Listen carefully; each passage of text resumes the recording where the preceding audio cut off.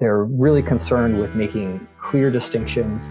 They're concerned with causes and conditions and definitions and all the things that are familiar to contemporary analytic philosophers.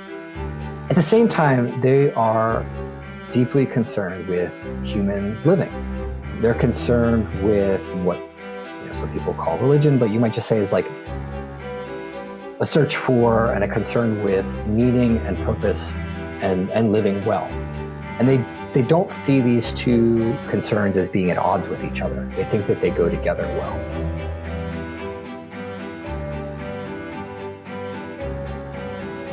All right, so welcome everyone to today's interview, where I'm very pleased to welcome Professor Malcolm Keating. He is Associate Professor of Philosophy at Smith College, and his work focuses on Indian philosophy, and especially on language, reasoning, and epistemology.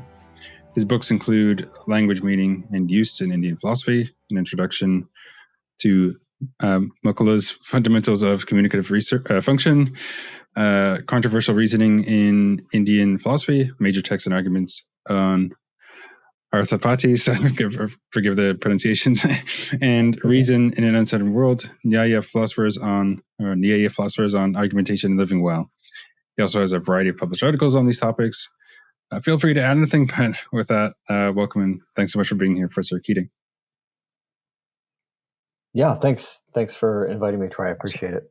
Yeah, so today we're going to cover your recent book that I mentioned in the introduction there, Reason in an Uncertain World, Nyāya Philosophers on Argumentation and Living Well.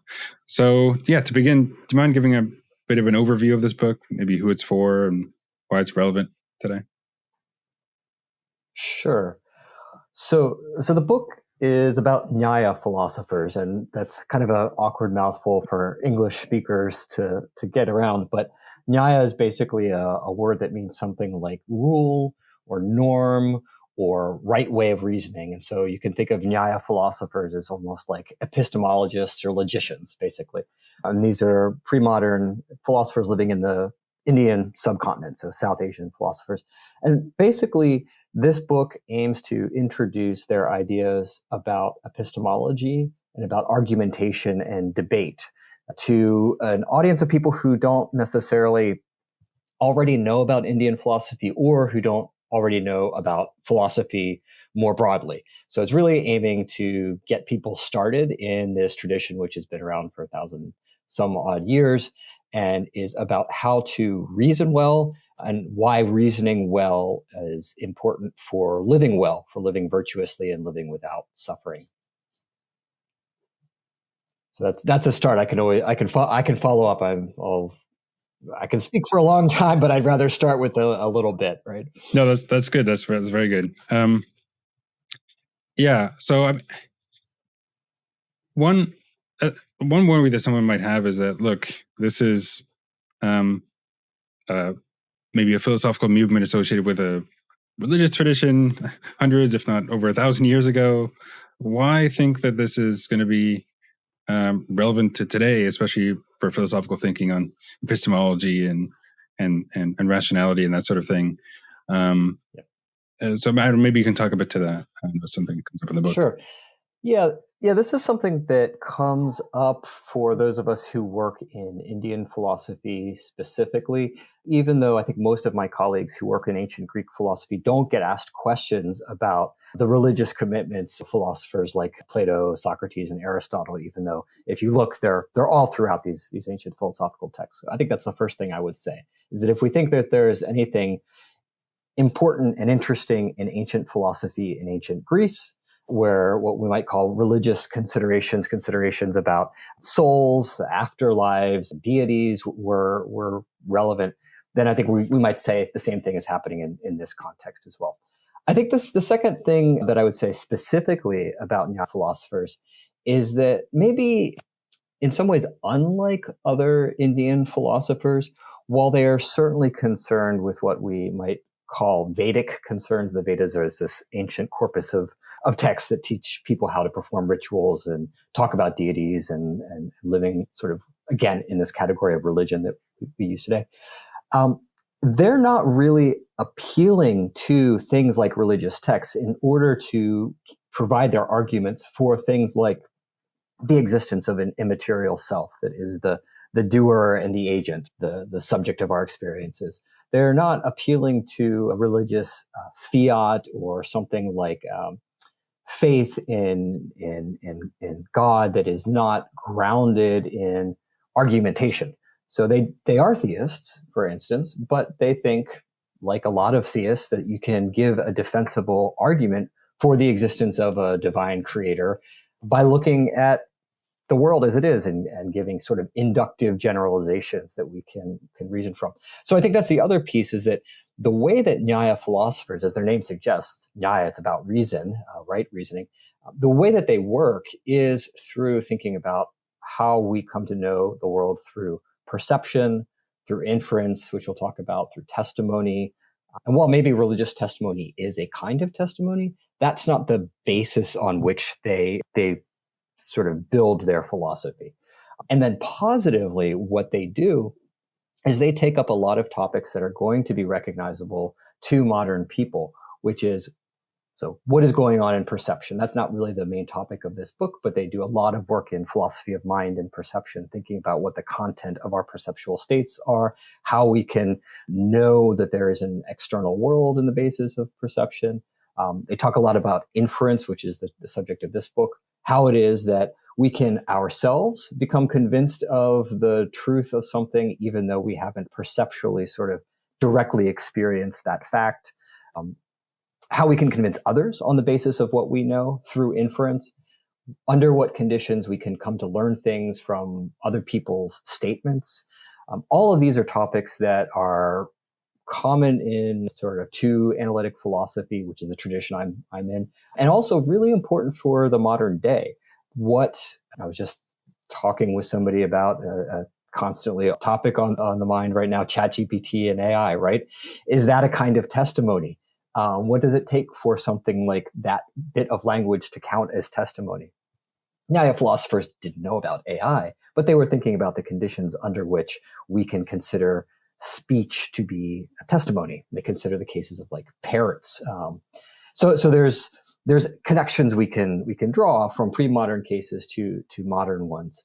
And so I'd say there's a lot there. And this book is just giving people a little bit of a foothold into the vast terrain of Nyāya philosophy. So, yeah, very good. I mean, if they have ideas worth considering, it doesn't really matter that much if there's maybe other baggage that comes along or other commitments they might have had or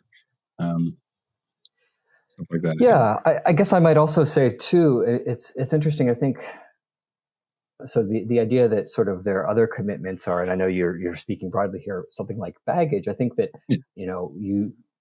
contemporary folks who are looking at someone like Descartes might consider his belief in God to be baggage, but it's really important for his system, right? And if you think he's wrong, you want to give an argument as to why, right? So I think the same thing goes here with Nyāya philosophers.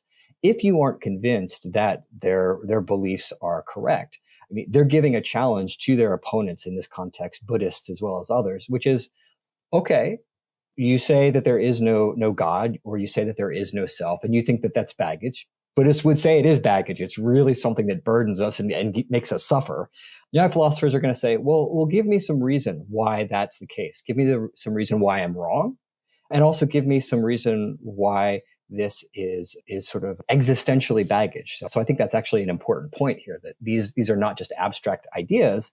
They really think that what people believe have really important impacts on how they live.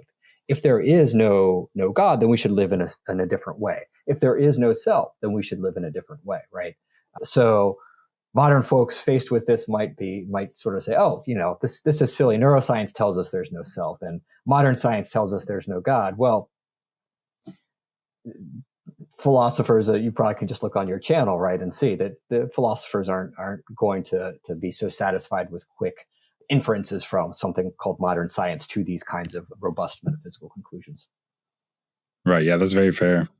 I use the word baggage. I don't necessarily mean that in a negative way or something. It's just, if we're interested in these topics, we might not, we just might not be interested or might not share the other commitments I have.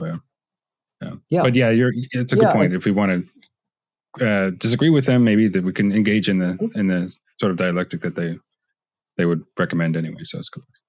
Yeah, and if I can say one more thing, I think your point is really well taken about what the interest is that modern people have in these texts. And this is one of the things that, as somebody who works in ancient pre-modern philosophy, I'm trying to navigate, right? I have a podcast where I try and show the relevance of ancient philosophy to the modern day. And I think there's really important connections that can be drawn. And I play with things like, Netflix and Taylor Swift and like how they can be connected to the ancient context. But I also think there should be a kind of a dialectic where, on the one hand, I come to a text with my own interests and I'm like, I want to see what these philosophers have to say about this particular thing. But the text itself is going to sort of push back on me and say, well, why are you asking the question this way, right? Why are you making these assumptions? So I think that's one of the things that is really interesting and fruitful about looking at philosophies from times that are distant to us, cultures that are distant to us, is that it gives us a conversation partner that doesn't necessarily take on all of our assumptions without some resistance. And I find that resistance really sort of fruitful and fascinating. Okay. Very good. So we should probably, before getting to some specific ideas, maybe just a bit of a background on the Nyāya themselves. Like where did this group come from? Like what are some of the motivations and some history there? Yeah, for sure. So the time period in this book in particular is focused on what people call early Nyāya. And so this is something around maybe 150 in the Common Era, what people often call AD, up through somewhere around the 9th or 10th century. Nyāya philosophy goes on beyond that, but this is, a few hundred years is enough for this book. And basically in the book, I focus on a few main figures. So we have this person, Akshapada Gautama, who people say wrote the Nyāya Sutras somewhere around 150 Common Era. And the Nyāya Sutras, just to give listeners some background, a sutra text, people know about the Kama Sutra. So there's sort of like this sort of association with sutra, but sutra just means a thread. And it's basically, you have the strand of sayings. Some people call them aphorisms, but they're really just oral teachings that have been put down so that when you're talking to a philosophy professor, basically, all of the main points would be in the sutra, but then you would unpack them and expand them. So this fellow Gautama is supposedly the one who wrote the sutras, but we don't know for sure. 300 years after that, we have a person named Vatsyayana, and he writes a first commentary on these sutras that we have, where he basically says, okay, you have these very brief claims, philosophical claims. Let me expand them. Let me say what they mean, and let me show you how opponents who misinterpret them or object to them are wrong. And so he kind of unpacks it. Then you have another philosopher 100 years later named Udyotakara. He writes a commentary on the sutras. So what you start to see, and this is very common in Indian as well as Chinese philosophy, and frankly in medieval and ancient, sort of medieval European and ancient Greek philosophy, you get commentaries, right? A lot of philosophical work is done in commentary. So you have Udyotakara writes his commentary, and then you have Vachaspati Mishra. He's in roughly 950 or so 400 years after Udyotakara. He writes a commentary on the commentary on the commentary. And that's where my book sort of stops in sort of these commentarial levels. But there's another thinker named Jayantabhatta, and he's writing about the same time as Vachaspati. The dates are kind of tough to sort of figure out. We don't have a lot of biographical information about these thinkers. And what he does is, instead of taking this text, the way it's arranged, and sort of writing a commentary on it, he pulls out the sutras that are axioms, that are definitions, and he treats them and sort of kind of rearranges it and writes his own books. He also writes a play, which is really interesting, and I talk about in the book. He's a philosopher who writes a play about basically controversy around religion in a kingdom, which I'm sure we'll talk about in a minute. So those are the thinkers that I take up in this book. And the thing you'll notice just in my little spiel here is that hundreds of years separate these philosophers. So these are the philosophers whose work we have, They mention other thinkers, and we just don't have sort of written records of everybody in this time period, nor do we have a lot of biographical information about them. So I don't have great stories about these folks that I can tell readers. It's really the philosophy is the focus of the book. Right. Fair enough. Yeah, it's just kind of interesting to see how, how the sort of thinking comes, or the sort of movements come about. I mean, it's, would you say it probably came out of the religious tradition, or is it its own separate? So this is a challenge. I mean, so one thing I think that's a challenge in thinking about this is what we consider a religion in sort of the modern context compared to an ancient period. I mean, so we have this category religion, which is really broadly a Western kind of construction. And it's often modeled on things like the church, right? The Christian church. And you don't have this sort of church state kind of distinction happening. So to skip over a lot of nitty gritty detail, the basic thing that's happening in this context is that you have different categories of society, different sort of roles and classes in society where people are responsible for different things. And there's a class called the Brahmins. And Brahmins are basically the sort of priestly group. And this group of people in ancient pre-modern India were responsible for advising kings who were part of another group. And they were responsible for running rituals. And so kings would pay these Brahmins. Kings would support a lot of religious traditions in what we would call religious traditions in their kingdom. So they'd give money to Buddhists, they'd give money to Jains, they'd give money to Vedic philosophers. It was sort of the state would support all of these religious groups. So it is the case that the philosophers that I'm working with are part of this broadly Brahminical tradition, or Brahmanical tradition. It's spelled and kind of pronounced differently, but both mean the same thing, with an I or an A. So they're part of this broad sort of social class of people who are concerned with these texts that I mentioned earlier, the Vedas. But whether these particular thinkers were themselves, say, going around and engaged in ritual themselves, I mean, that's a question we just don't know. They were scholarly, they were learned in these sorts of religious traditions. Certainly, Nyāya philosophers were interested in many ways, especially someone like Jayantabhatya, in defending the Vedas and their authority against other groups like Buddhists who think that these texts were not authoritative. So in that sense, we would say, yeah, there's what we would recognize as religion going on. On the other hand, if you look at, again, making an analogy with the modern landscape, which is admittedly different, if you look at analytic philosophers who are Christians doing metaphysics, right? They might be defending the existence of God, or they might be defending certain interpretations of scripture and so on.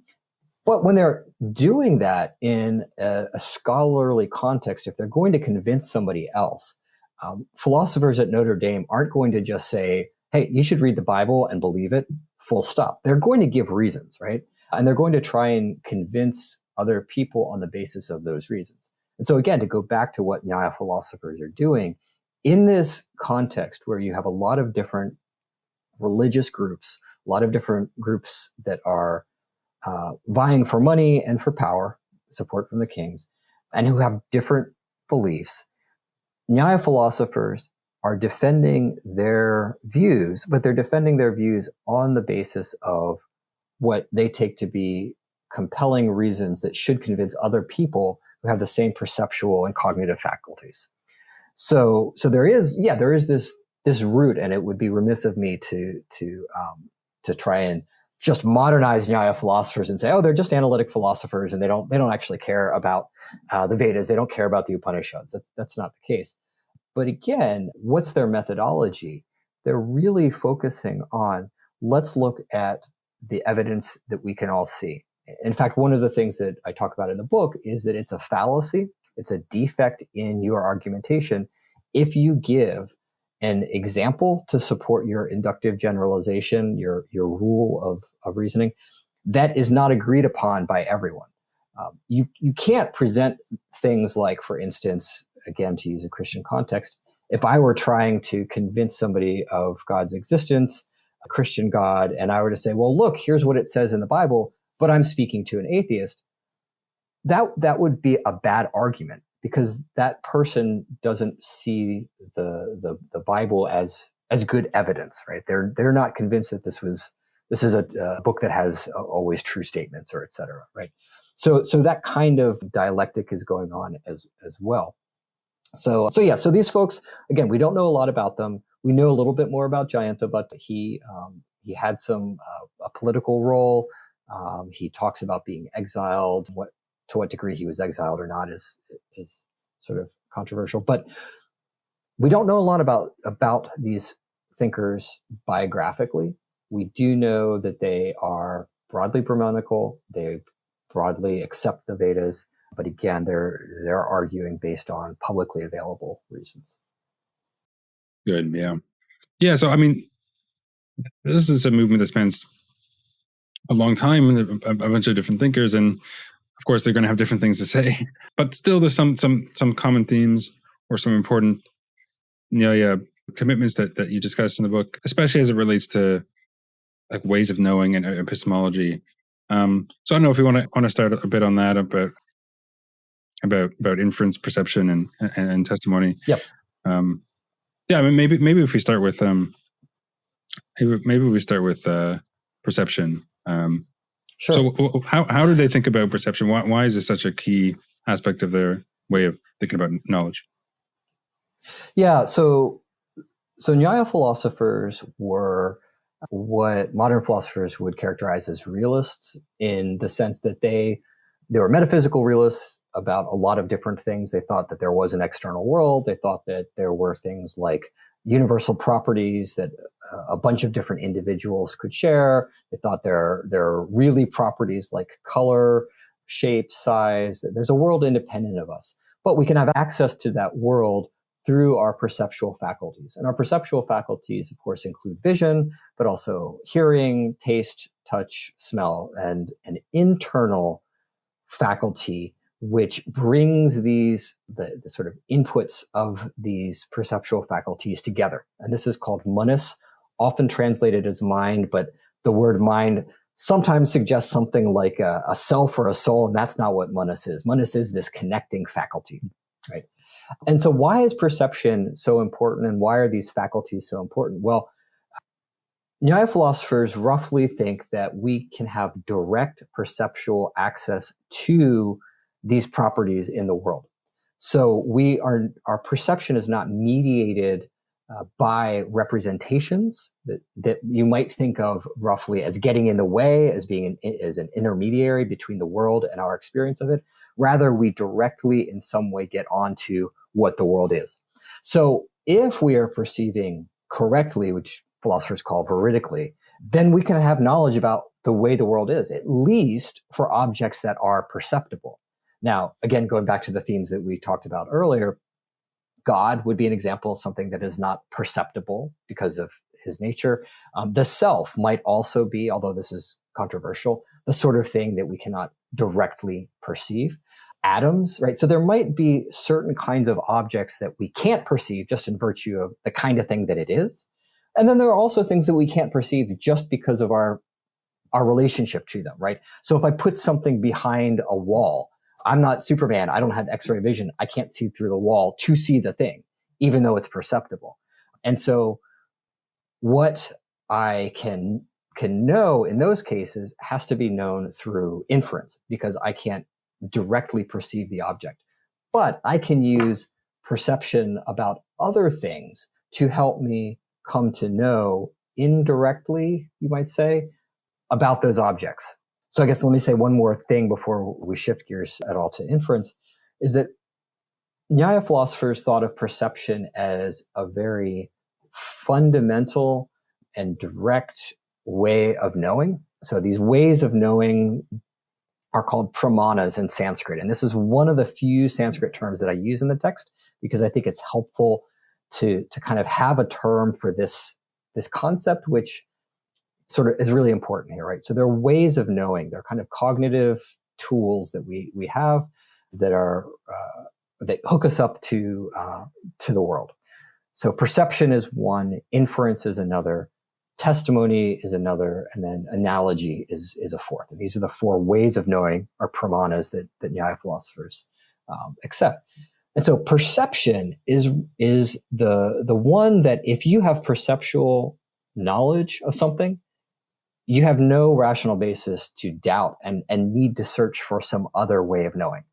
You've got it. Whereas inference is the kind of thing that you can always have some doubt about rationally and say, well, have I gotten that inference correct? Have I made a mistake somewhere? Testimony, you can wonder whether the person is sort of lying to you or themselves is not in a position to know something. Analogy is a sort of a funny case. It's, for Nyāya philosophers, a way to learn new vocabulary. And so you could also sort of doubt there. But perception is sort of this kind of basic fundamental way of knowing, and it is involved in basically all of the other ways of knowing. So in the book, I explain this, and there's a lot of really interesting work that people who know a lot more than I do about perception and philosophy of mind are doing in terms of Nyāya philosophy.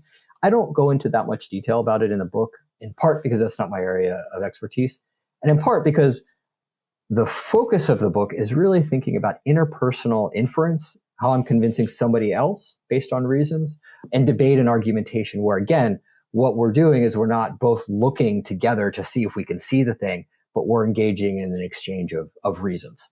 So perception is important because it's the basis for inference in this way, which we'll talk about in a second, but it's not the main focus of the book. Good.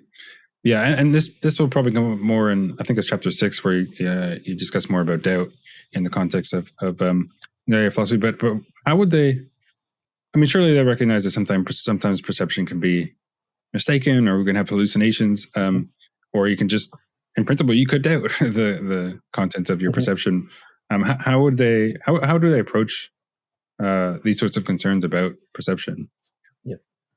Yeah, so they do treat a lot of cases, and again, I think this is part of why just analytic philosophers like Nyāya philosophies, because they take up these cases and it's sort of like thought experiment type things. They don't really deal with hallucinations in the kind of brain in a vat kind of way that a lot of philosophers do, but they do talk about illusions, sort of cases where you're walking on a highway and you see in the distance what looks like shimmering water, but is actually just the sun's rays. They talk about that. And they talk about being too far away from objects. They talk about darkened rooms. They talk about eye diseases. And basically, for Nyāya philosophers, when the causal conditions are defective in some way, whether that has to do with my own biology, my relationship to the object that I'm trying to perceive, and I'll use visual perception here for ease. That means that I don't genuinely perceive something. So there's a way that Nyāya philosophers kind of talk about, and the way I talk about it in the book about perception is we can use this term like in a success sense, like perceive as in actually see a thing that's really there, or we can use the term perceive or perception in a way that means like seems to see. But for Nyāya philosophers, a way of knowing is by definition something that is successful, something that is veridical, that gives us something that's actually present, right? For the right kinds of causal reasons. It's not an accident. And so it's the case that I could mistakenly think, right, that I'm seeing, if I look out the window, I'm like, oh, look at that beautiful bird in the tree outside of my window. And in fact, I've got astigmatism. I don't have my glasses on, and it turns out that's a leaf, right? They're well aware that happens. That doesn't, the fact that I'm able to make mistakes, one, we want our theory of epistemology to be able to account for mistakes, right? We don't want to turn out to be inerrant, because that would bring up a whole bunch of problems we have. We would get a mess of conflicting beliefs. We wouldn't be able to account for learning, et cetera. In any case, so I look out the window and I am mistaken. Well, that just means that I have a pseudo way of knowing, a pseudo pramana. Now, is it the case that sometimes we think we know something and we just never discover that we've been mistaken? Yeah, sure. But what Nyāya philosophers think, one, they're realists about the world and our access to it. So I think in some sense, they're optimistic that we are able to have access to the world, and the world's going to kind of push back on us. Two, it's a little tricky to sort of map it onto the contemporary terminology with externalism and internalism. But one way of thinking about this is that they're what are known as externalists about epistemology, which is that knowing is a matter of this causal process, not having a reason for your belief.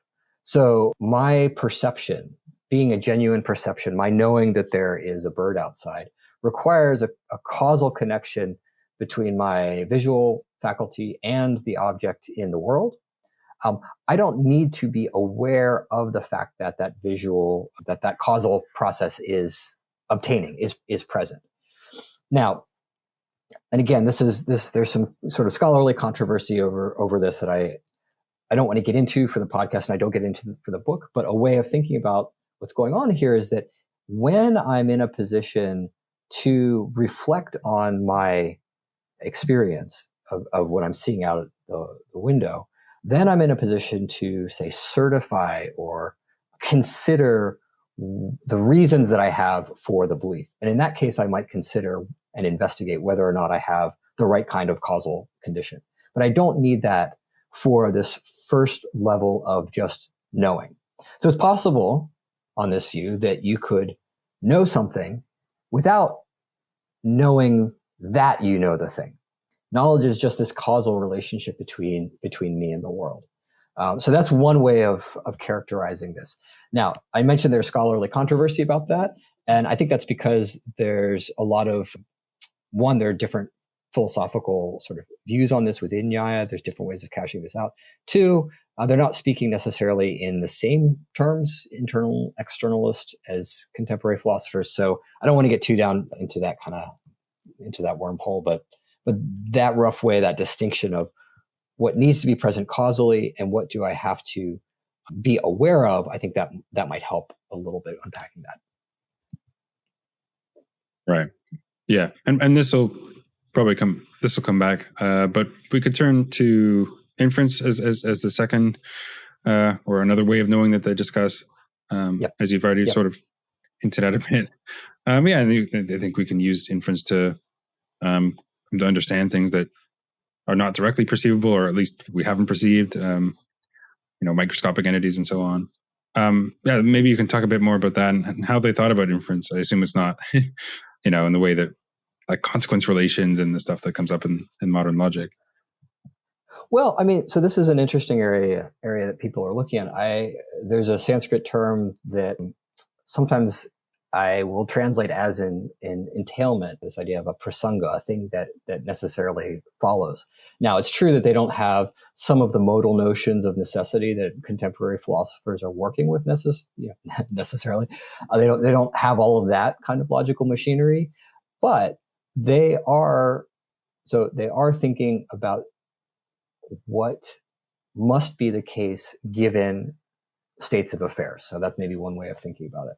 I think certainly Nyāya philosophers are very focused on causation when they're talking about inference. And so the paradigmatic case, my students just sort of, I just have to say smoke fire and they kind of roll their eyes, but they know it, right? This is the sort of toy basic case, right? Which is that if I'm at a distance from a mountain and I see smoke rising off of that mountain, so again, there's the perception, I'm actually directly in perceptual contact with that pillar of smoke. I then will remember other cases of smoke that have been associated with fire and cases where there is no fire and there's no smoke. And so I know, because of this regularity, that wherever there is smoke, there is fire. And since that case on the hill that fits my experience of these past cases, falls under this inductive generalization, I know that there's fire on that mountain, even though I am not directly in perceptual contact with it. So that's the model of inference. Now, later Nyāya philosophers, not the ones that I'm working with, but I kind of import this idea to help the readers. They distinguish between inference for oneself and inference for another. I think Vachaspati does a little bit of this. Basically, there's a way in which my states of mind lead me from the direct perception of the smoke to my inferential knowledge that there's fire on the hill.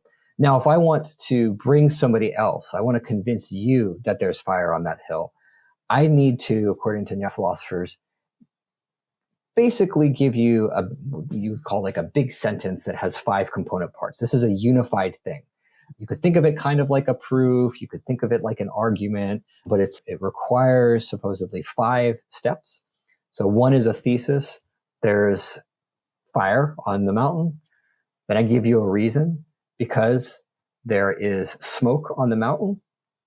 And then I give you an illustration. I say that wherever there is smoke, there is fire, just like the case of a kitchen, but unlike a case of a lake. So I've given you 2 cases to support that general rule, to convince you. And then I say this particular case is just like the cases that the positive case that I've given you of the kitchen hearth. And so therefore, now you know there is fire on the hill. So Nyāya philosophers argue that you need all 5 of these because they bring you from a state of not knowing to a state of knowing by the end. And that last step might seem kind of redundant, but if you've ever taught paper writing or if you've ever had to write a paper, I tell my students this, it's like you, at the end of the paper, tell your reader what it is that you've learned now. It's not repetition of the thesis. It's presenting the thesis in light of what has come before. So now you have a different way of sort of experiencing the same claim against the background of that knowledge. So anyway, so that's the basic structure of inference. But as you mentioned, we've got lots of things like microscopic entities. You've got metaphysical claims like the existence of the self. That one case is not going to cover every kind of inference. And so Nyāya philosophers spend a lot of time analyzing exactly what modifications to that basic structure are necessary to account for inferential knowing of a range of kinds. Yeah, very good. And something you discussed a little bit in this chapter concerns, but what about like probabilistic reasoning? Because after all, you might think that, okay, you observe smoke, but that doesn't entail that there's fire. I mean, there might be smoke for some other reason. So do they think in these terms, or how do they approach? Yeah, that's a good question. So I think they don't want to talk. So back up. First thing is that probability as a concept is the sort of thing that postdates Nyāya philosophers. Now, I don't do philosophy of math or really math very well to begin with, but folks that study the mathematics and ancient sort of Sanskrit texts, it's just really fascinating the level of mathematical abilities in Sanskrit texts and South Asian philosophy, intellectual culture. I mean, for one thing, just the concept of zero, right, is due to work in that time. So I think we want to say, look, they're not dummies about math. They have some understanding that's quite sophisticated about math and the natural world given their time. They don't have the concept of probability as we do. The second piece, though, is what I think they're trying to do is get at something like natural laws that govern the world. And so they're looking for causation in the sense of what is it that is going to guarantee that given one property being present, is another property guaranteed to also be present. And that's because when we're thinking about knowledge, they're not thinking, I can have some sort of a credence to some degree that there is fire on the hill. This is more of a binary relationship. It's or it's present or it's not. You know it or you don't. I want to be careful here. I think because I want to say they do talk about things like confidence and certainty. But what they're aiming for in knowledge is certainty. They're aiming for firm certainty that the state of affairs actually obtains. And so when we're thinking about the smoke and the fire case, you might say, well, look, it's a matter of probability. Well, one response to that might be, it's not probability. What you're missing is an accurate description of the conditions that give rise to fire. So they have the concept of a deviating reason where smoke. So some properties say smoke is present, and in some cases fire is present, and in other cases it's not. Now that means that just smoke itself, were that to be the case, is not going to give you a good reason to believe that there is fire on the hill.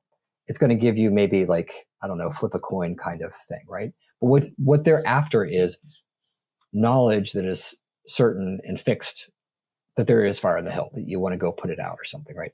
So you might say, well, it's smoke plus the presence of some other things that guarantees that there's fire on the hill. And so the cases that are often talked about when people talk about Nyāya philosophy to begin with are these simpler cases, but there could be multiple conditions that we have to obtain in order to guarantee that there is the inferential target of our reasoning. And so I think that's probably what they might say in response, because again, what they're looking for is this idea of a universal rule. It's often called a probation relationship. Whenever there's smoke, there is fire. Whenever this thing is present, this other thing is there. It's an entailment relationship essentially. So I think probability is not going to be the direction that they would have wanted to go with these inferences. Right, fair. But I mean, I could see how that might be a useful development, though, because I mean, oftentimes statistical inferences are perfectly good and motivate action. Yeah, but I agree with that, and I think it's just this. I mean, maybe one way of thinking is what is the kind of inference that they're engaged in. We use this word inference to cover a range of things. And the word inference here is translating a term that's for a specific kind of reasoning, right? So maybe there should be, for modern Nyāya philosophers, another way of knowing, another pramana, which we can call, probabilistic inference, right? And it's not anumana, the Sanskrit term for this thing, because it doesn't have that structure, which is this rule-governed, guaranteed outcome. Instead, it has this other structure, this probabilistic sort of inference. Now, the issue is that how are we going to account for, and this is the sort of thing modern philosophers think about, how are we going to account for the outcome of that as knowledge, right? What sorts of confidence do we need to have in the outcome? What kinds of probabilistic sort of patterns are going to warrant saying that I know X when it's probable to some degree that X might be the case. And I just don't think that's not the kind of, it's not part of what they're thinking about when they're thinking about inference, in my understanding. So. Right. Okay. And then we can talk a little bit about testimony, which is also important. So for the Nyāya, as I understand it, is not just that a testimony isn't just a statement of some authority. It has to be, well, they have to be sort of correct on the matter. They have to be intending to communicate some truth to somebody or something like that. I mean, I don't know. Could you talk a bit more about how they approach testimony? Yeah. Sure. So I mean, like, if we go back to so we've kind of been building up from perception to inference to now testimony. This is the order in which they're treated in the Nyāya Sutra, and I think there's a reason for that. So you saw that for inference, there needed to be some sort of perception in order for me to get the inference going. So I had to see the smoke in that moment, and I had to have these memories of these perceptions of smoke and fire in other cases. When it comes to testimony, that also is going to be traced back to perception in some way. So if I infer, for instance, that there's fire on the hill, I could then give you a call and talk to you and tell you that there's fire on the hill. And because I know there's fire on the hill, And I'm going to communicate that to you with the intention of you not being deceived, coming to know something that's true. I'm not trying to trick you. I'm communicating plainly. We're both speaking the same language. Again, certain conditions have to be present for this to work. When I utter the words to you, there's fire on the hill. You understand what I mean. You've come to know something. You know now that there's fire on the hill. Now, you could come to know that, I think, based on my having drawn the inference, which starts with some perception. You could also come to know that based on my seeing the fire, if I'm up on the hill. The key thing is, though, I need to be in a position in which I have knowledge of what it is I'm communicating to you. If I don't know the thing, my ability to bring you into a state of knowledge is obstructed, basically. So a way of thinking about testimony is one of the conditions that has to be met is that the communicator is themselves in a position of knowing. So let me just back up kind of big picture a little bit here. Why is all this important? Why is this relevant at all? Well, the last topic we were just talking about, inference. One of the things that I wrote about I'll get back to testimony here in a second, but let's go back to inference for a second. One of the things that I wrote about in this book, which kind of came out of the pandemic, there were some folks of us who like baked bread. Some other folks started podcasts and did book projects. I was a podcast book project person. I was thinking about scientific reasoning, and I was thinking about convincing other people about facts, and in particular, medical facts about tiny things, right? And so one of the examples that I use in this book is learning from marks on a body that somebody has measles. And I was writing this a few years ago. I had no idea that we would see a resurgence of measles in the country that I live in now, the United States, because of people, I think, not really understanding science, but also not really understanding just these general inferential patterns. So I think part of the importance of this book is connecting together, inference and thinking about reasoning patterns, both for yourself and communicating to other people, is important for just basic living, right? So there's not suffering because you have right beliefs about the self and God and so on at these big existential levels. But there's also just ordinary suffering of avoiding the measles, right? And so I think I just think it's funny that the measles was sort of my example. And I thought this is kind of silly because nobody ever gets the measles anymore, but now it's going back. So, and I think the same thing goes for testimony.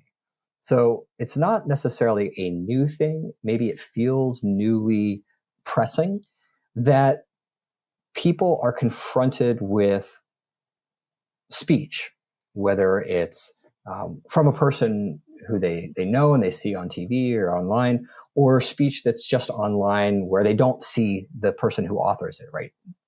Twitter or X or these other things. And people are grappling with, under what conditions do you need to go back and check, right? Do I have to go fact check everything that I'm exposed to online, all of these utterances? What do I do, for instance, when there's testimonial conflict, right? And these are things that Nyāya philosophers were grappling with. And so that's part of why I think this book is useful and important, because they're drawing attention to these ways of knowing that are universal, right? This is pre-modern South Asian philosophers talking, but they're equipped with the same cognitive equipment that modern people have. And these are continuing questions. So I don't want to oversell the book and say, look, if you read this, you're now going to know exactly how to navigate online disputes on Twitter or something. But I think it gives people some tools for reflection. And I think also it makes the connection between what might seem like abstract philosophical topics and suffering and purposefulness and meaning in life. And I think that's part of why people are being drawn back to ancient philosophies like Stoicism and other sorts of groups. But Nyāya philosophers maybe unlike the popular version of Stoicism. Look, they're concerned about epistemology. They're concerned about evaluating people's testimony. They're concerned about how you know through argumentation. We're not here just talking about like how I go online, I might get upset by the testimonial conflict, and then I go and I'm like, well, I should probably sit and meditate. They're certainly interested in yoga. We could talk about yoga, meditation, and things like that. But they pair these other techniques with rational techniques for navigating sort of epistemic minefields. Anyway, that's a little bit of a spiel, but that's the testimony piece. I think is tricky, but that's why I sort of think about this as relevant to the modern day. To go back to your earlier questions too. Yeah, that's all very good stuff. Yeah, especially, I mean, you're right. I mean, there's it comes up today, perhaps more than ever. People are concerned with, well, which experts to trust? Do we trust experts? How do we deal with conflicting testimony, and other issues related to testimony? It's interesting stuff to think about for sure. Yep. Yeah. Maybe if we take a side for a second, because I think in chapter, I think it was chapter 4, you discussed like potential like fallacies and ways that reasoning can go wrong. So I don't know if maybe you want to talk about a little bit about that and what sort of errors in reasoning, like equivocation and so on, that the Nyāya were sensitive to.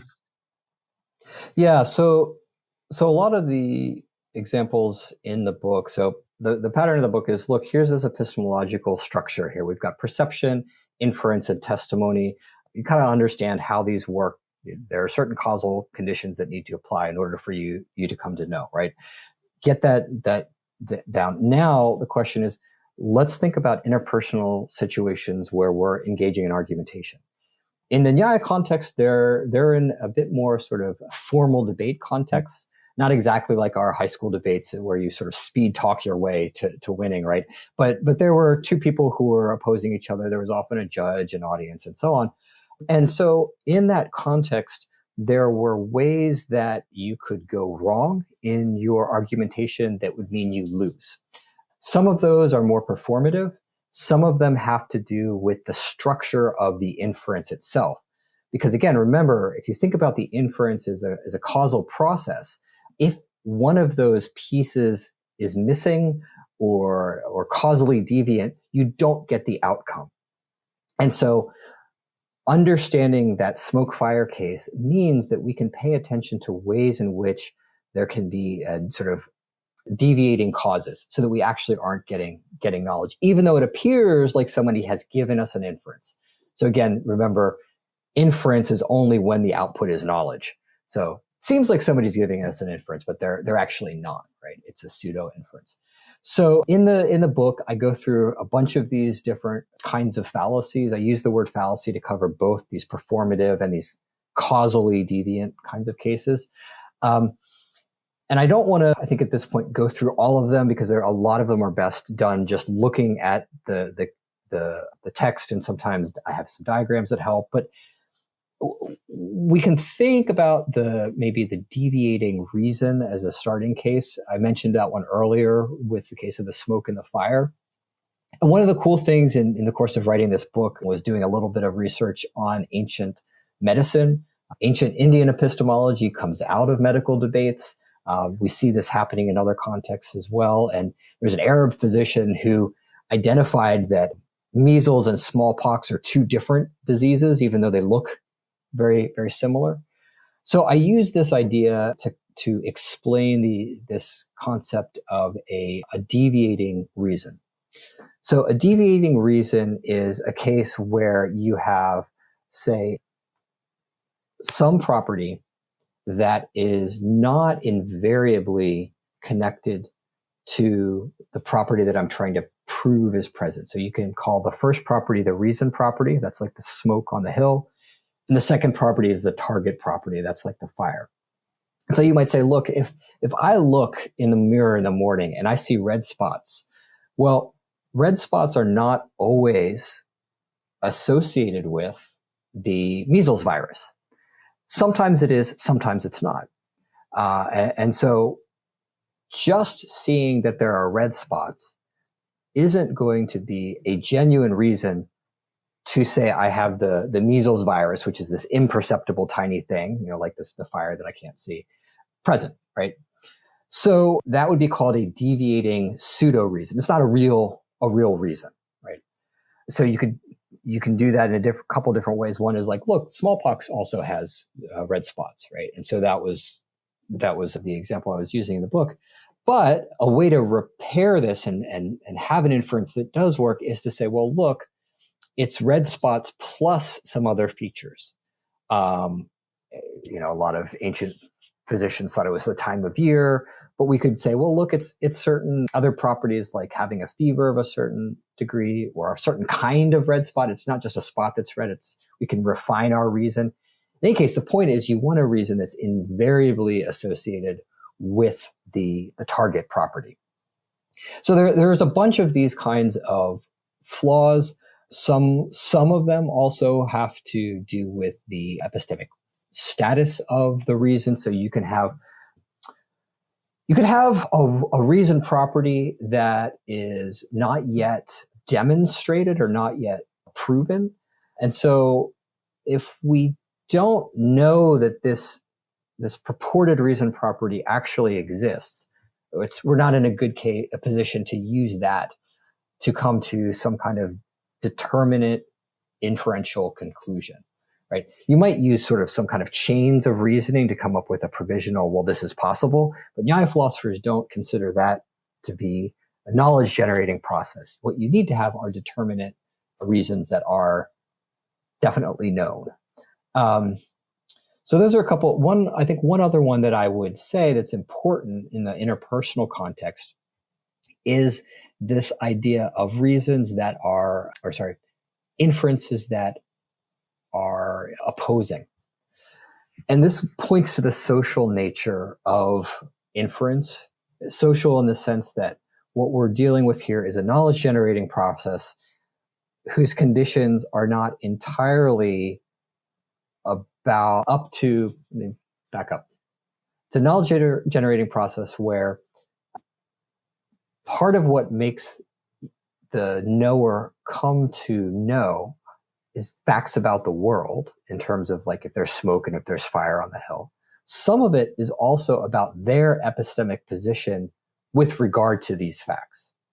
And so if you engage in an inference that tells you one thing, and somebody else also seems to engage in an inference that has as its result the opposite of the thing that you just inferred, you are now no longer in a position to say, I know blah, where blah is the thing you just inferred. And that's because you have an apparently conflicting result that's also, until you've investigated it and shown otherwise, generated by a pramana, by a way of knowing. And in the background here is the idea that Nyāya philosophers don't think that contradictions can be true, right? So we're not in the realm of paraconsistent logic here. If I think P and I think not P, if I believe both of those things, I'm irrational. So when it comes to the sort of interpersonal argument, an inference that has a counter inference is one where unless I to use this language I used earlier, certify and investigate the inferential conditions for both of these inferences and establish that one of them is a genuine inference and one of them is a pseudo inference, I'm not in a position of knowing. So one way to think about that is maybe I'm no longer justified, to use more modern terminology. And so that is where we get this process that we see in philosophy texts with these commentaries and subcommentaries. And subcommentaries is that they're engaging in an inference, and then there's a potential counter inference, and then they have to adjust their inference, and they go back and forth in order to settle determinately, sort of in a specific way and in a settled way, that something is the case. Good. Yeah. And then, so a few more things to cover. And as I said earlier, we talked a little bit about doubt already, but let's explore more in chapter 6. And so two things. One, can you talk a little bit about the different sorts of doubt that Well, the Nyāya were, as I understood it, saw an important role for doubt, but also saw that it can go too far in some cases. So maybe you can talk about that distinction, and then maybe also a little bit how they would respond to, well, like skeptical challenges or that sort of thing. Mm-hmm. Yeah. So I think these are interrelated. So doubt is, maybe the first thing to say is what doubt is for them, the way it's characterized. It's this kind of cognitive event where I'm wondering whether something is P or Q, A or B, right? So it's a kind of indecisiveness or an inability to say definitively whether something has a property or doesn't. And so doubt can happen. We mentioned perception earlier. Doubt can happen perceptually in the sense that you may not be close enough to something to know what kind of thing it is. So doubt is sort of relative to certain properties or features, right? I might look out into my tree outside, like I said, and let's suppose there is actually a bird out there, and I'm not mistaken that there's a leaf. But it might be I look at it, I'm like, I'm not sure, is that a sparrow or is that a blue jay? I don't know. That would be very far off. I couldn't tell the difference between those. But in any case, so I don't know if it's one of those two. But I'm not doubting that it's a bird, right? So this is the one thing that I think is important, is that it's relative to certain properties. Now, so Nyāya philosophers talk about the conditions under which doubt can occur, like that. Is it a sparrow? Is it a blue jay? There are certain properties that I don't yet have perceptual connection to of the right kind in order to know. And there's a variety of these. Another kind of doubt that can occur, or another way that you can come into doubt rather, is, like I mentioned earlier with the case of inference, where you have two competing conclusions of an inference. I might wonder whether it's the case that P or not P because I have competing inferences. I could have competing cases of testimony that could also give rise to this kind of wondering doubt. Is it X or is it Y? So that's doubt, and there's a range of ways that it can come about. And the reason that they focus a lot on why doubt can come about is that they want to be able to resolve it. And the way that I like to think about doubt for Nyāya, which I think is also helpful for thinking about philosophy, is that under certain conditions, it can be productive because it means you are aware of a lack of knowledge, right? So again, in terms of thinking about knowledge that we've been talking about, there's just knowing that something is the case. But then there's also having this higher order awareness of your position as a knower. And when you are in doubt and you come to see, kind of reflect on your doubt, you're in a position where you can repair it. Whereas if I just look out the window and I think, oh, that's a sparrow, but it's actually a blue jay, I'm in a worse, I think, epistemic position than I am if I doubt whether it's a sparrow or a blue jay. Right? So I think one way to think about this is that doubt can be productive, and Nyāya philosophers, while they think doubt should be repaired, they are investigating it because if we understand the causal conditions that give rise to it, then we're in a good position to acquire more knowledge, to acquire more precise knowledge about the world. Right? So that's the first thing. I think second thing I want to say is that they also think that there are certain kinds of doubt that are rational kinds of doubt, and other kinds of doubt that are not rational. So we can distinguish between maybe global and local doubt, right? Local doubt is the kind that I just described, about wondering whether it's what kind of bird it is that's outside of my window.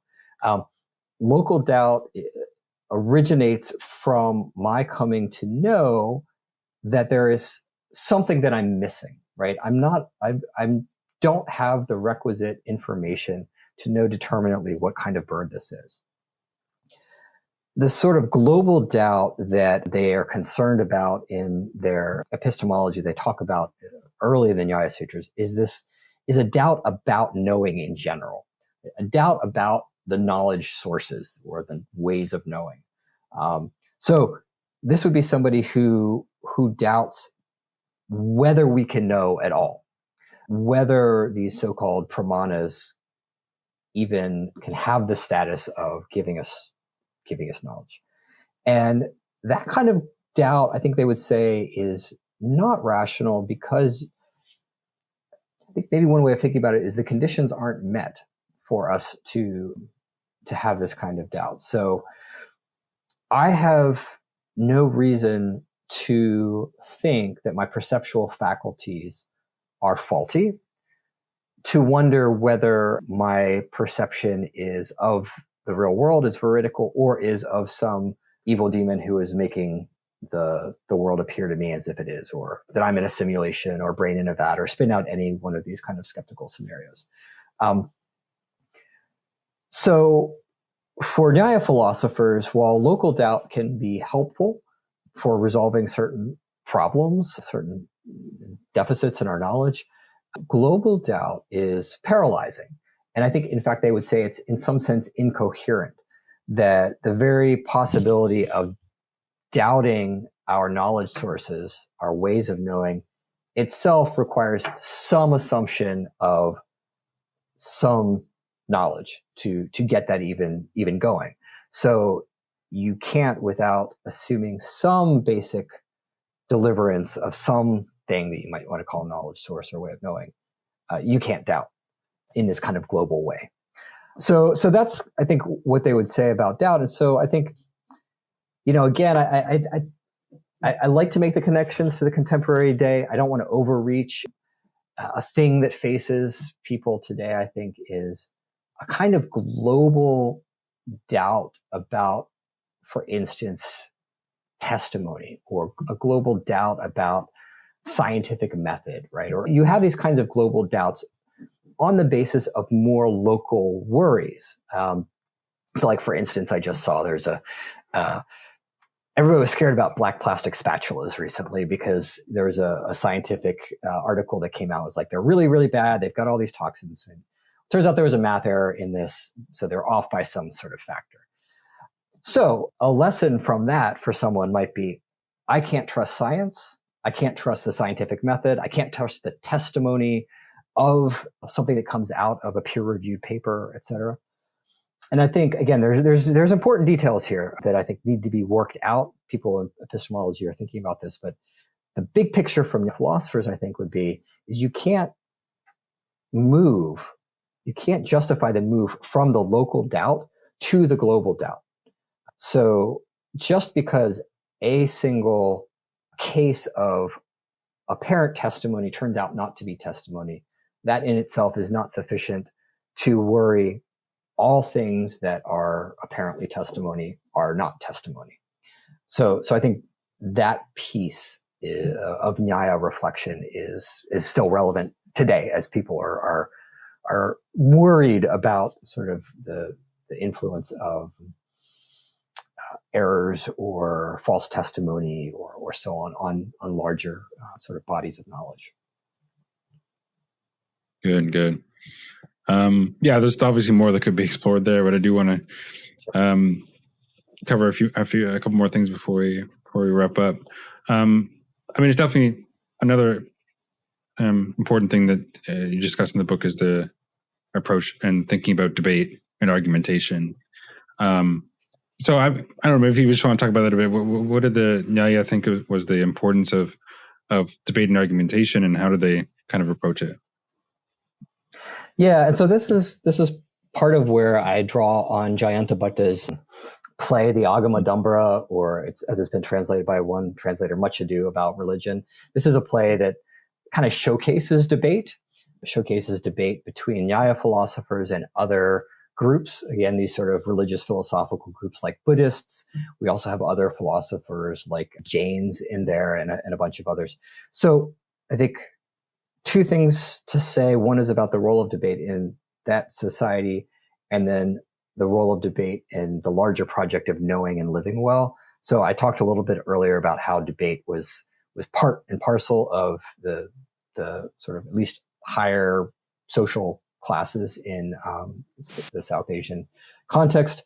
And you had medical debates. You had debates as kind of like an entertainment. So Jayanta's play shows this. People would kind of gather and they would watch each other debate. And I think this is a thing that is still the case today, right? People, who's I don't remember his name. I don't think I want to remember his name, but he sits down and he wants to debate people, and he gets on YouTube and he's like, okay, debate me, right? Like, and people all gather around and there's sort of like, there's a spectacle and it's entertaining, right? So that was a kind of debate, and that was called a kind of debate for victory or winning, right? Now, the rules that I mentioned earlier, the worries about fallacies, still govern that kind of debate. But the point of that kind of debate is really to best your opponent and to beat your opponent. Things like getting students, getting money, all of that was on the line. So if you could win that kind of debate on the merits, great. But you could also do tricky things, argue in ways that were not genuine inferences. And if your opponent doesn't notice it and they concede the point to you or they don't have any reply, you could still win, right? So Nyāya philosophers distinguish between that kind of debate and what they would call something like debate for the truth, or I call it discussion, where it's two people who really want to know what's true. And there's a sort of antagonistic opponent, kind of proponent structure insofar as one person is arguing P, the other person is arguing not P. But the point here is not to win in the sense of showing that the other person is wrong. It's we want to know whether P or not P. And if you lose, in some sense, you've won because you come to know the truth. And for Nyāya philosophers, one main way that they would teach was a student and a teacher would engage in this kind of debate. And the student would learn how to engage in debate and repair inferences, evaluate inferences that way. So that's the kind of context for Nyāya debate. You have these two kinds of debate, and it had social impact, but it also ideally would be for coming to know the truth. So I think Nyāya philosophers, the role of debate in the project of knowing, ideally, I think they were realists about this. It's not that this happens all the time. You need to have the right debate partner, the right circumstances. Ideally, though, debate is going to be a place for you to come to know and to sharpen your reasons for knowing. So remember, inference has this social aspect to it. You need to be able to dispel potential counter inferences. So debate gives us an opportunity to do that. So I think the Nyāya idea of debate doesn't entirely map onto sort of general argumentation because it has this formal structure. But they are very concerned about things like inferential structure, like I mentioned before about the kinds of reasons. And they're also concerned with communicating in ways that your opponent, your debate partner, can understand. It's a flaw if you give too complicated an inference, if you leave parts out. They give you, for instance, and this is in the performance kind of debate, you get like 3 tries to make your point. And if your opponent can't understand and the audience can't understand, you've been too obscure and like jargon laden, you lose, right?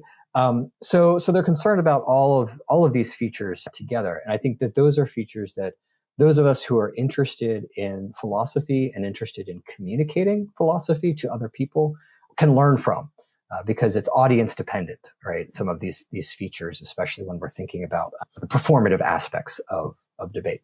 So I guess the last thing I'll say here, I don't want to take up too much time on this, but the play that I mentioned with Jayanta has this particular sort of religious lived kind of aspect to it. What I mean by that is what's at issue in the debate is we have all of these different groups of people who believe different things about the Vedas, this authoritative, for some people, text. They believe different things about how you can engage in religious practices. And there's a question as to which of these groups are so far beyond the pale of what we ordinarily allow in the kingdom that maybe they should be ejected from the kingdom. And you have this character who, interestingly, is not a Nyāya philosopher. He's a Mimamsaka who goes around. Mimamsakas are Vedic hermeneuticists. They were basically interpreters of the Veda, Brahmanical like Nyāya philosophers, and also opposed to Buddhists, but not Nyāya philosophers. Well, he goes around, he just debates a bunch of people. He tries to show that they're all wrong, right? And the interesting thing about this play is that at the end of the day, that kind of competitive debate doesn't finally seem to resolve the problems. You have a Nyāya philosopher who comes in and gives a monologue to explain that the way that the kingdom should be governed. So it's a very puzzling and interesting play as to why a Nyāya philosopher would have written in this way. What did he really think about debate? But I include this because it showcases at least some of the pitfalls of debate when it's in this kind of competitive context where there are things at stake and you're tempted to engage in bad argumentation. Nyāya philosophers say you can do that sometimes if the stakes are really high, but you got to be really careful about it. Yeah, and there's definitely a lot more that could be discussed there. Like you mentioned some of the pitfalls of argumentation. I know you talk about this notion of wrangling and how it's not really the sort of debate or argumentation that they think is has a counter thesis, is focused on truth seeking and so on. And then the stuff about like other non-truth or non-substantive factors could play a role in how arguments or debates are perceived, like humor, confidence, emotional appeal. I don't know if you want to talk about more about any of those things, but it's all. Yeah, it is all in the book. I mean, I think the one thing I just want to say that I think is an interesting thing that I've grappled with a little bit with Nyāya philosophy is this question of the distinction between wrangling and what's allowed there and the debate for the truth, which is when you have a debate partner who you believe, and I think Nyāya philosophers would say no, is arguing something that's false and arguing something that's harmful. And you're in a position where you're debating with them has potentially like downstream influences. Nyāya philosophers are going to say, if you can't give a genuine inference, you can use fallacies as long as you're not kind of caught out. Because if you're caught using a fallacy, you lose, right? So you got to be good at this. And the idea is, look, it's ideally best that you use an inference that is knowledge generating so that everybody watching comes to know the truth on the basis of like real reasons. But the important thing is that people don't believe this person who is pushing something that's false and dangerous. And this was a view that Buddhist philosophers opposed. There's a Buddhist philosopher, Dharmakirti, who really, really criticizes this. And he's like, this is dangerous. It's not helpful. It's actually very harmful. And I think it's an interesting question because even, again, I want to be careful about generalizing. They're not talking about things like propaganda. They're not talking about, other sorts of ways that we might convince people. But that's kind of at the edge of what's going on here is it ever defensible morally and rationally to convince something about something you think is true in ways that are not rational, right? That might be somewhat manipulative. And this is a concern because one, you might think, well, maybe I think that I'm right and I'm not. And so here I'm engaging in irrational argumentation in the defense of something that's not true. And then the question is, when are those stakes that high? In their context, in the context I'm writing about historically, they were talking about the defense of the Vedas, right? So because they think that society is going to kind of collapse if people aren't engaging in the right kinds of activities, ritual and moral and so on. So it's really kind of a social problem. And so again, I don't want to overreach, but just thinking about the kind of dialogue that is facing modern people, I think there's this concern about like, if I'm in a position where I can't convince somebody else on the basis of reasons, what do I do? Is it okay for me to resort to other means? And Nyāya philosophers, I think, they're trying to be realists about this, and they're trying to say, look, in some cases we want to limit them, but in some cases you just can't use reasons. But Buddhist opponents are going to say, that opens us up on a slippery slope, maybe, and it's self-defeating. So this is I think an interesting and difficult question, and it's one that I raised towards the end of the book. Right. And I'm going to have to bring it up because recall the I'm saying for the listeners, the title of the book is Reason in an Uncertain World, Nyāya Philosophers on Argumentation and Living Well. And we haven't really, it's sort of come up here or there, but we haven't really much talked about that last clause there, living well. Yep. Maybe you could talk a little bit about how the Nyāya thought about living well and how, argumentation and debate and their approach to epistemology and so on is Yep. conducive to those ends. Yeah. Yeah. So I think that this is a kind of a theme or a through line, I guess people talk about. It's implicit throughout, and it's not maybe so much thematized in a lot of what they're doing all the way through. But the idea is epistemology helps us to know the truth. And if we know the truth about the way the world is, that puts us in a position to be able to remove suffering, right? So this is just a basic matter of sort of cause and effect. What is it that's bringing about suffering? You got to know things in order to remove suffering. And so suffering was a big concern for Nyāya philosophers, and indeed for Indian philosophers more broadly. And they're thinking that living in a way that's filled with vices is going to be a cause of suffering. Some of this has to do with metaphysical reasons that modern people might not accept, which is that there are sort of effects from one life to another, from living in a non-virtuous way, living with vices. But I think we can kind of generalize and see the point, like at a structural level, which is that lives that are amoral or immoral have effects, right, on other people and on ourselves.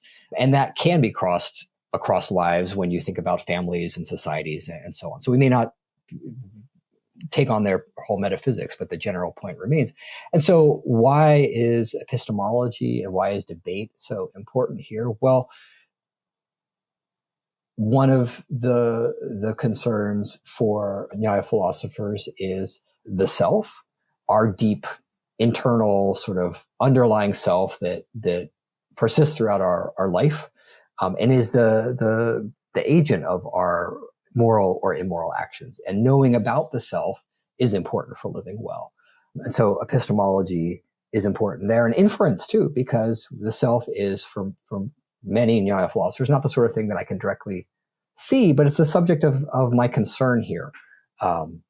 When I'm acting morally, when I'm engaging in religious practices, etc.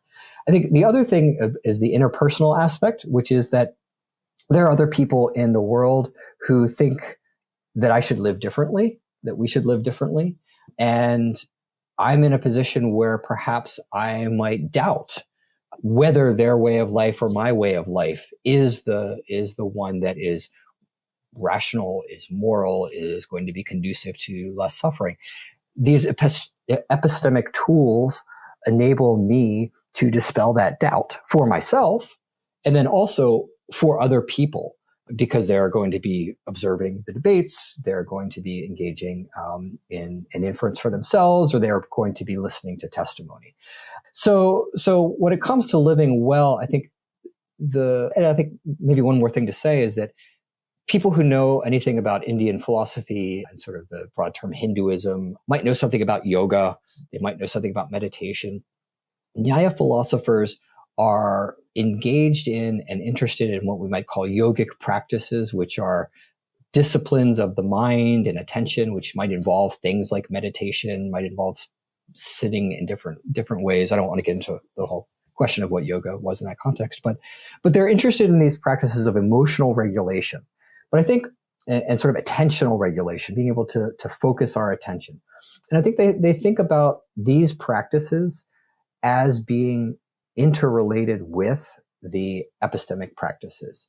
One of the themes that kind of comes out in the book a little bit is that this kind of epistemic work is hard.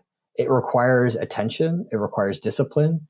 It probably also requires emotional regulation when you're engaged in an argument with somebody else. And so all of these pieces work together. So I don't want people to come away with the impression that Nyāya philosophers think living well is just being some sort of rational robot where I just engage in inferences about smoke and fire and the existence of an immaterial self.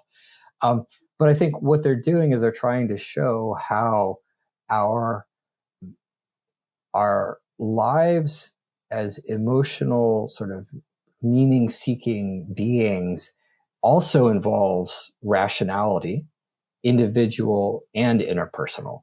And again, like we said at the beginning of the interview, they may have some metaphysics that modern folks are going to disagree with, and we can maybe give some arguments against it.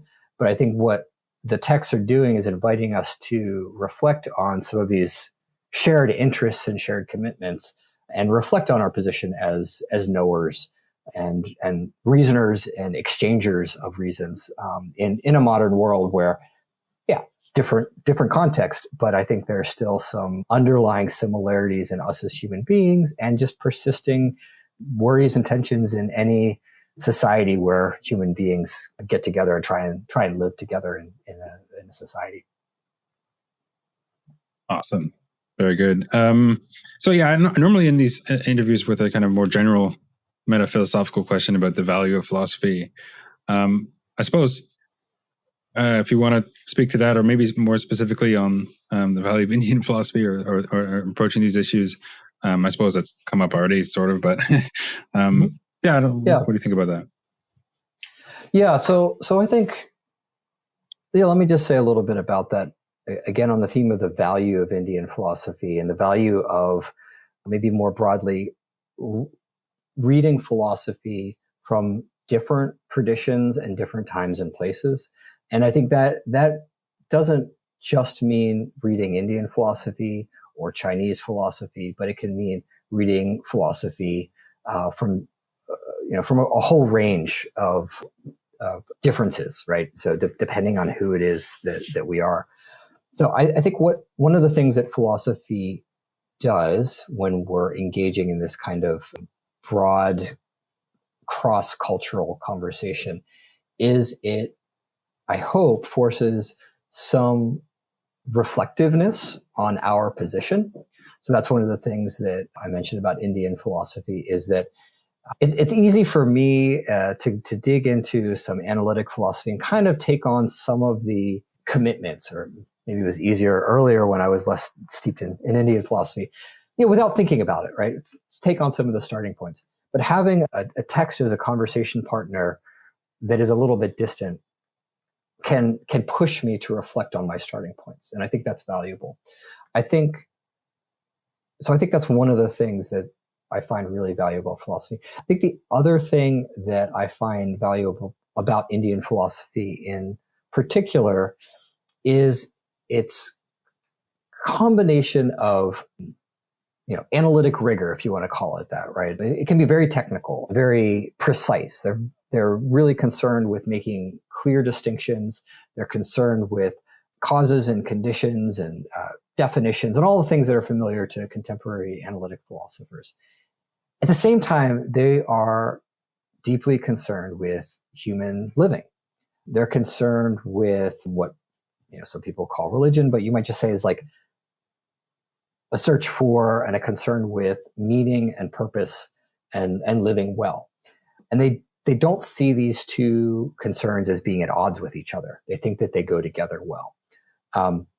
There's the beginning of Vachaspati Mishra's commentary. He basically says that if you do philosophy without paying attention to removing suffering and sort of these other larger causes, it's like you're counting the number of teeth on a crow, and crows don't have teeth, right? So it's pointless. It's like angels dancing on a head of a pin, that kind of idea. And so I think you can do Indian philosophy in just a really hardcore technical way. There are people that do this and not at all be concerned with its impact on sort of our lives as human beings. But I think that both of these concerns are present in the tradition writ large. And that's one of the things that I really enjoy about it. and why I commend it to other philosophers and why I wrote this book, because I think it's something that non-philosophers or ordinary people who are just diving into philosophy will find valuable. Hey, that's very well put. So I think I'll draw the questions to it. And then there it's been, I should say, I will include links to where people, if they're interested, want to find this book on Amazon or Oxford University Press. And I can include links to your channel or Substack as well if you want. Sounds good. But thanks so much for being here, Professor Keating, writing the book and letting me have a look and taking my questions. It's been really great having you. Yeah, absolutely, Troy.